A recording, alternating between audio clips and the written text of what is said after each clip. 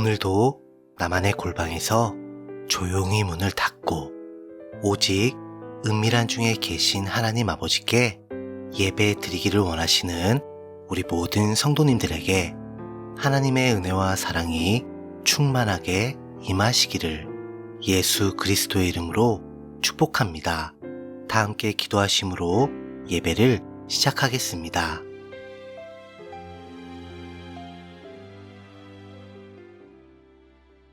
우리에게 예수님의 의가 담긴 흰 옷을 입게 해주신 하나님 아버지, 주님께서 제게 맡겨주신 모든 사역을 오직 성령님의 권능으로 최선을 다해 마친 다음 새하늘 새 땅 새 예루살렘에서 밝고 빛나는 그 영생의 날을 맞이할 때는요, 다른 거 다 필요 없고 나를 구원하시기 위해 십자가에서 못 박히신 그 두 손만을 꼭 붙잡고 영광과 찬송을 영원토록 올려드리고 싶습니다. 그리고 아버지 하나님께 큰절하고요, 그 보좌로 달려가 그 품에 꼭 안기고 싶어요. 그 순간 하나님께서 주신 새 노래를 부르며 이 세상에서 짊어진 모든 짐과 슬픔을 다 위로받고 사랑하는 주님 곁에 영생 복락을 누리게 될 줄 확신 또 확신합니다. 이러한 확신을 담아 예수 공로만 의지하여 드리는 이 예배를 보좌에 계신 우리 하나님 아버지만 기쁘게 받아주세요. 예수님 이름으로 기도합니다. 아멘. 다 같이 찬송가 240장 주가 맡긴 모든 역사. 찬송가 240장 주가 맡긴 모든 역사. 우리 다 함께 찬송하시겠습니다.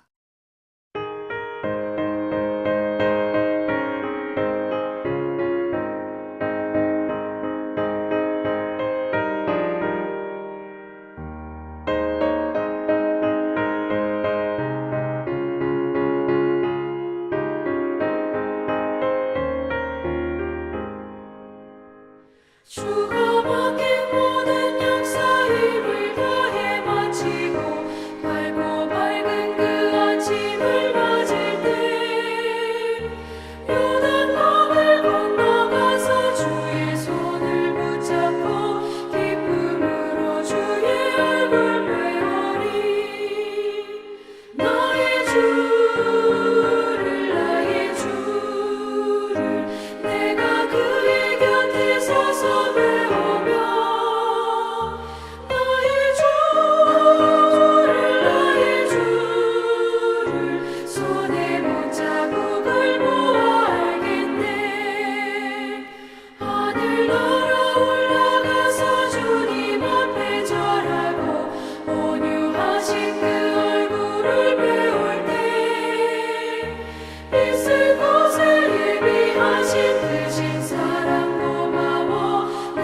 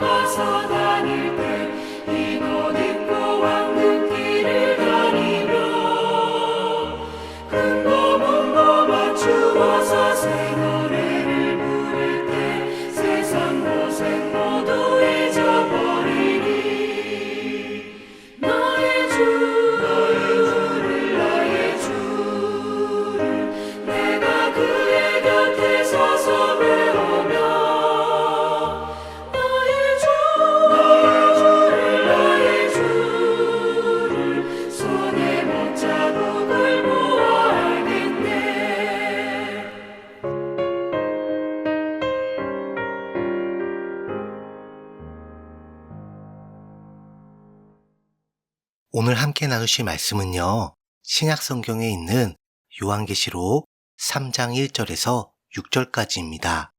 제가 가진 성경으로는 신약 성경 401페이지가 되겠습니다. 신약 성경 요한계시록 3장 1절에서 6절까지입니다. 그럼 다 찾으신 줄 알고요. 오늘 본문 말씀을 저와 함께 읽어보시겠습니다. 사대 교회의 사자에게 편지하라. 하나님의 7 영과 7 별을 가지신 이가 이르시되 내가 내 행위를 아노니 내가 살았다 하는 이름은 가졌으나 죽은 자로다. 너는 일깨어 그 남은 바 죽게 된 것을 굳건하게 하라. 내 하나님 앞에 내 행위에 온전한 것을 찾지 못하였노니 그러므로 내가 어떻게 받았으며 어떻게 들었는지 생각하고 지켜 회개하라. 만일 일깨지 아니하면 내가 도둑같이 이르리니 어느 때에 내게 이르는지 내가 알지 못하리라. 그러나 사대에 그 옷을 더럽히지 아니한 자 몇 명이 내게 있어 흰 옷을 입고 나와 함께 다니리니 그들은 합당한 자인 연고라. 이기는 자는 이와 같이 흰 옷을 입을 것이요 내가 그 이름을 생명책에서 결코 지우지 아니하고 그 이름을 내 아버지 앞과 그의 천사들 앞에서 시인하리라. 귀 있는 자는 성령이 교회들에게 하시는 말씀을 들을지어다. 아멘. 1절을 보시면요. 사대교회의 사자에게 편지하라 라고 하시는데요. 사대는 남은 물건이란 뜻입니다. 남은 물건. 그런데 예수님께서는 사대교회에게 자신을 하나님의 7 영과 7 별을 가지신 이라고 표현을 하십니다. 참고로 여기서 7 영은 일전에 설명드린 대로 영이 7개가 아니라 완전수 7을 상징하는 완전한 영, 곧 성령님을 의미하고요. 7 별은 7 교회의 대표 사역자, 요즘으로 빗대자면 담임 목회자를 상징합니다. 참고로 모든 교회의 유형을 대표하는 7 교회는 7 촛대로 비유를 하셨지요. 자, 다시 사대교회를 향한 예수님의 표현으로 돌아가서요. 그렇다면 왜 예수님께서는 7 영과 7 별을 가지셨다고, 그러니까 내가 이를 가지고 있다는 확실한 소유와 그 주권을 강조하신 걸까요? 2가지 의미가 있는데요. 첫 번째는 7 별, 그러니까 7 교회의 대표 사역자는 각각 맡은 교회의 주인이 결코 절대로 아니라는 겁니다. 그들이 주인이 아니란 얘기예요. 마치 주인과 같이 그 교회를 관리하고 담당하며 목회를 하고 있지만 실상 그들을 가지신, 그러니까 그들을 소유하신 그들의 주인이 되시는 예수님께서 자신의 절대 권한을 잠시 한시적으로 7 별로 택하심을 받은 그 사역자들에게 위임해 주셨을 뿐입니다. 그러므로 7 교회의 주인은 예수님, 7 별로 표현된 그 7 교회의 대표 사역자, 그러니까 예수님한테 잠시 그 권한을 위임받은 그들은 종일 뿐입니다. 종, 하인이라고요, 하인. 따라서 저와 여러분들이 속해 있는 지금 이 세상에 존재하고 있는 현재 우리 교회도 역시 마찬가지겠죠? 한 교회의 담임 목사는 그 교회의 주인이 절대로 아니라 예수님의 종, 예수님의 하인, 쉽게 말해 예수님의 비서실장일 뿐입니다. 그러니까 당연히 지극히 정상적으로 우리가 생각을 해볼 때 예수님의 종이자 하인이자 비서실장인 담임 목사는 자기가 이루고 싶은 종교적 욕망이나 그 권세를 실현하기 위해 이를 마치 예수님께서 주신 비전 또는 목회 철학으로 가장을 하고 포장을 해가지고요. 성도들을 쥐락펴락하면서 이용해서는 결코 안 되겠지요. 그저 주인이신 예수님께서 지시하시는 대로, 인도하시는 대로, 하라는 대로, 시키는 대로 그냥 그대로 따라야만 하는 비서일 뿐입니다. 이러한 포지션을 다시 한번 정확하게 주지시키고 각인해 주기 위한 그런 의도셨고요. 그리고 두 번째는 사대교회의 영적인 상태와 그 문제점을 적나라하게 드러내기 위함입니다. 왜냐하면 현재 사대교회는 살았다 하는 이름은 가졌으나 죽은 자와 같기 때문입니다. 그러니까 사대교회 너희들이 지금 자신들은 살았다는 이름을 가졌다고 착각하고 있는데 7 영과 7 별 그리고 7 촛대를 가지신 예수님께서는 사대교회가 죽은 자와 같은 영적으로 완전히 나락으로 떨어진 그런 심각한 상태라고 말씀해 주고 계신 겁니다. 그래서 가졌다라고 착각하는 자들에게 진짜 모든 걸 가지신 우리 주님께서 그거 아니라고, 전혀 그렇지 않다고 지금 너희들 대단히 착각하고 있다고.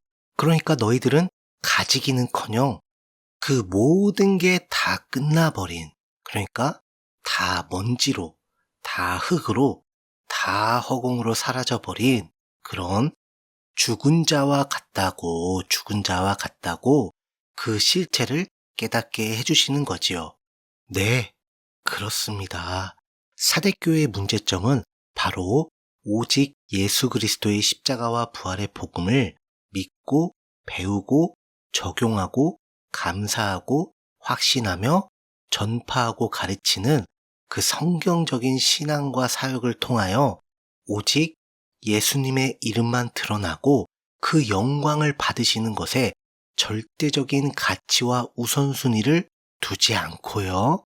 자기들이 만들어낸 교회의 역사와 전통에 따른 교회의 명성을, 교회의 인정을 더 중요하게 여겼다는 것, 곧 외식하는 교회인 것입니다. 여러분 꼭 기억하세요. 교회의 역사와 전통을 매우 중요하게 여기면서 정말 엄격하게 준수한다고 해서 또 이로 말미암아 그 지역에 교회의 명성과 인정이 자자해지면서 여러 가지 칭찬과 지대한 영향력을 끼친다 하여도 그 자체에는 결코 절대로 단언컨대 생명, 곧 영생이 없습니다. 죄에서는 죽고 의에 대하여는 살아나는 부활의 능력이 전혀 없다고요. 왜냐하면 교회의 이름이 아닌 예수님의 이름, 곧 그분의 이름에 담긴 십자가와 부활의 복음, 그 권능, 그 은혜가 우리에게 구원과 영생을 주기 때문이죠. 그래서요, 여러분, 만약에 우리가 맨날 내가 다니는 교회 또는 우리 교회가 속한 그 교단 자랑만 하는 수준에 머무르잖아요? 그럼 어떻게 되는 줄 아세요? 그 교회나 그 교단에 속하고 활동하고 있다는 것만으로 나는 살았다고 착각을 하게 됩니다. 그러나 실상 그 실체는 예수 그리스도의 생명을 전혀 공급받지 못하는, 아니 생명이 없는 그런 죽은 자와 같은 수준으로 끝나버린다는 것입니다. 이게 큰 문제죠.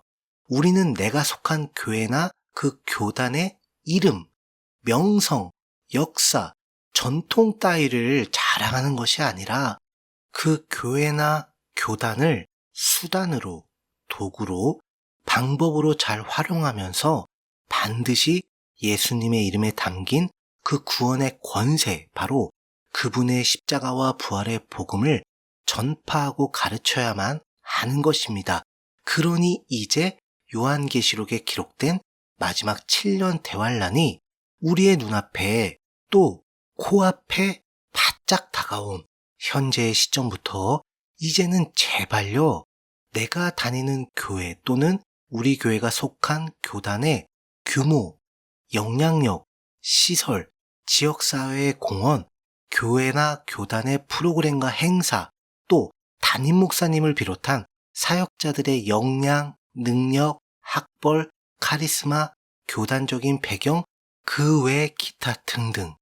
여러분, 이런 거에 쓸데없는 자부심을 가지고 막 자랑하며 떠들고 다니면서 마치 다른 교회는 다 잘못된 것처럼, 다 자격 미달인 것처럼, 우리 교회, 우리 교단, 우리 담임 목사님만 진짜인 것 같이 주장하면서 예수님의 이름, 곧 그분의 십자가와 부활의 복음에 담긴 그 영광을 높이는 게 아니라 오로지 그냥 내 교회, 내 교단, 내 담임 목사님의 명성만을 높이는 그런 죽은 자와 같은 수준에서 빨리 벗어납시다.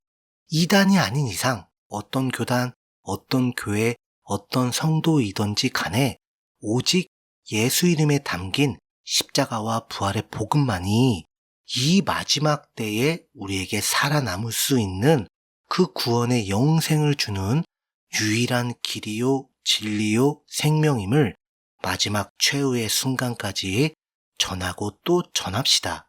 그러한 가운데 다른 사람이 아닌 나, 바로 나 자신부터 오직 예수 복음만이 나의 절대적인 가치이자 소망이자 보화로 여기면서 끝까지 믿고 확신합시다. 왜냐하면 이러한 성경적인 종말 신앙을 사대교회를 가지신 예수님께서 2절에 강조 또 강조하시니까요.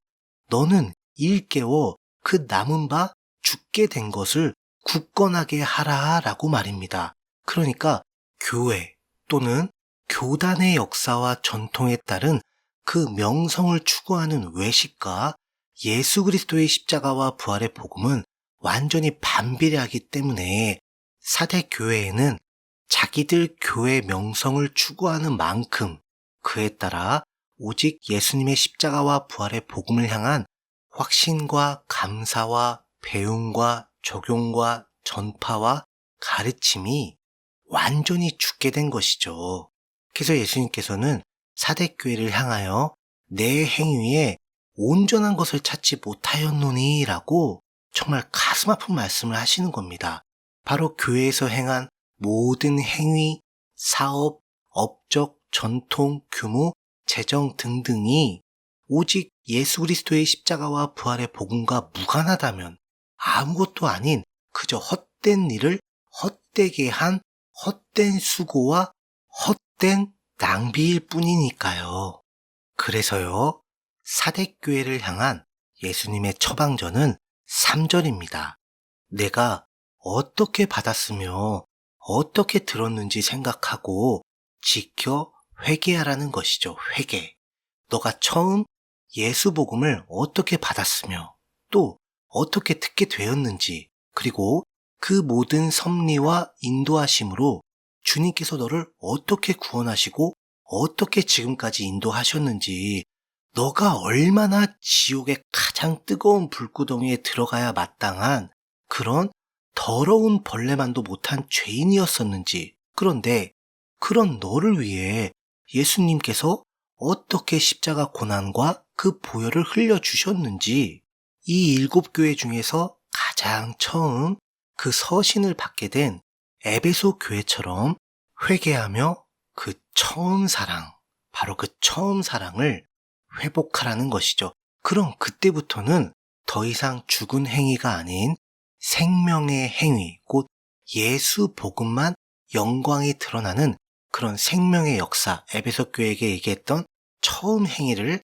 다시 가지게 되고 그게 불같이 일어나게 된다는 뜻입니다. 그런데 만약 그러지 않으면 정말 도둑 같은 징계와 심판의 날이 이를 것이라는 엄중한 경고와 함께 이 메시지는 전해지고 있습니다. 그런데 4절을 보세요.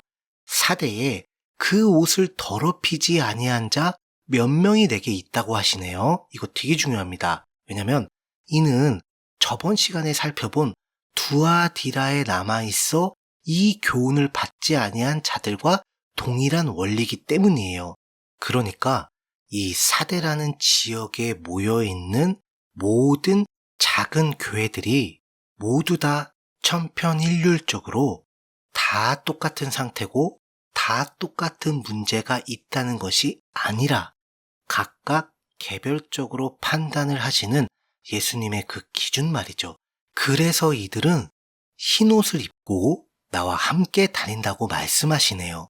이 흰 옷은 예수님으로부터 우리가 전가받은 그분의 의를 상징하는 예복, 곧 마태복음 22장 12절에 나오는 혼인잔치에 합당한 그 예복을 의미합니다. 즉 자기 죄를 회개하고 오직 예수님의 십자가와 부활의 복음을 믿음으로, 즉 그분의 이름 속에 담긴 그 권세를 의지하는 모든 구원받은 성도에게 하나님께서 값없는 은혜로 입혀주시는 예수님의 그 의를 상징하지요.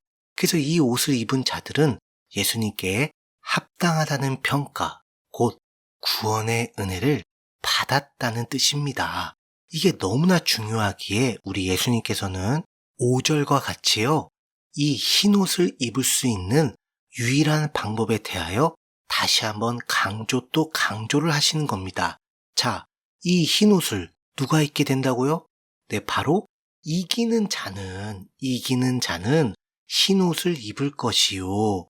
그렇습니다.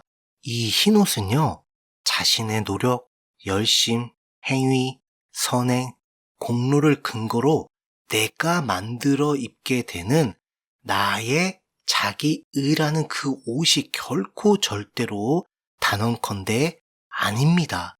만약에 이렇게 열심히 내가 자기 의라는 옷을 만들어서 마지막 하나님의 심판대 앞에 서게 되잖아요. 그것은요, 정말 세상에서 다시는 찾아볼 수 없는 더러운 걸레 조각들로 여기저기 기어 입은 누더기 옷을 입고 쓰게 되는 거예요. 그 결과는 율법의 정죄를 받아 영원한 지옥 형벌의 심판을 반드시 받게 됩니다.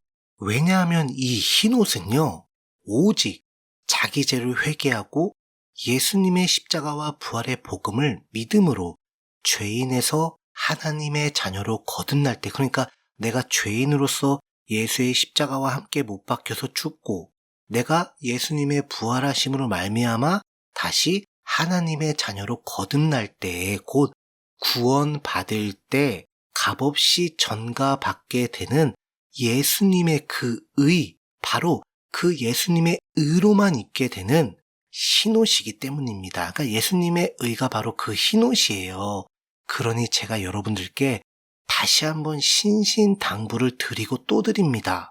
뭐냐면 마지막 7년 대환란이 오기 전까지 신부단장 또는 신부 수업을 열심히 이루는 것으로 이 흰옷을 입어야만 그래야 휴거 받을 수 있다고 주장하는 그런 이단들의 행위 휴거론에 더 이상 미혹되지 마시기를 축복합니다. 왜냐하면 예수 복음을 믿음으로 구원을 받은 모든 성도는 이미 예수 그리스도의 의라는 이 흰옷을 처음부터 입고 있었으니까 말이죠. 계속해서 이 옷을 입는 자는 어떻게 해요? 네, 바로 내가 그 이름을 생명책에서 결코 지우지 아니하고 그 이름을 내 아버지 앞과 그의 천사들 앞에서 시인하리라 라고 선포를 하십니다. 성경에서요, 책에 관한 대조적인 내용이 있는데요. 먼저 출애굽기 32장 32절에 보시면 구약에 등장하는 하나님의 책이 나옵니다.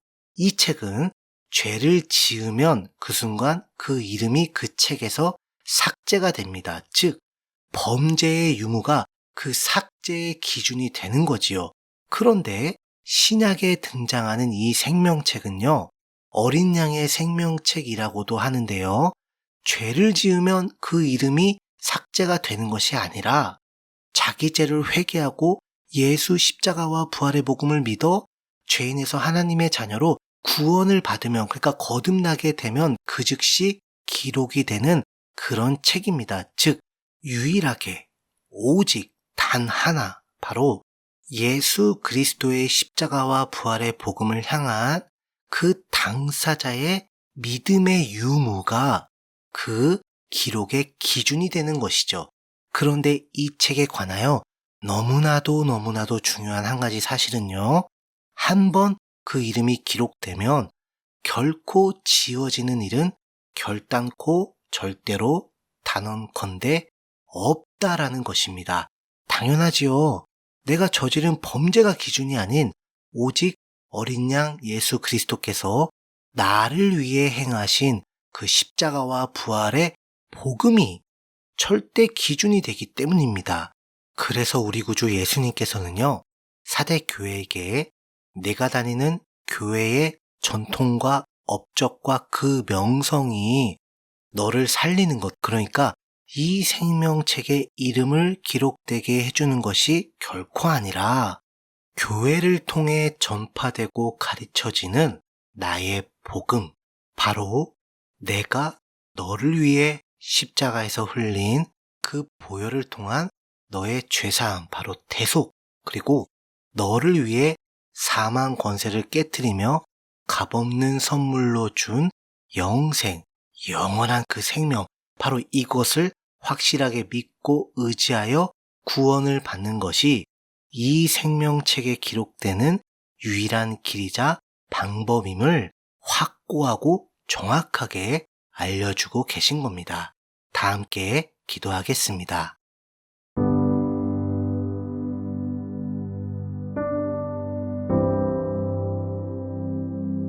하나님 아버지, 마지막 때가 다가오면 올수록요, 제가 지금 다니고 있는 교회와 그 교회가 속한 교단의 명성이나 역사나 전통 같은 것들, 또 우리 담임 목사님의 카리스마나 배경이나 학벌이나 그 이름 같은 것들을 자랑하는 것이 아니라요, 오직 예수님의 이름과 그분의 십자가와 부활의 복음만을 자랑하며 끝까지 확신하는 가운데에 전파하고 가르치는 그 열매를 날마다 맺게 해주세요. 예수님의 이름으로 기도합니다.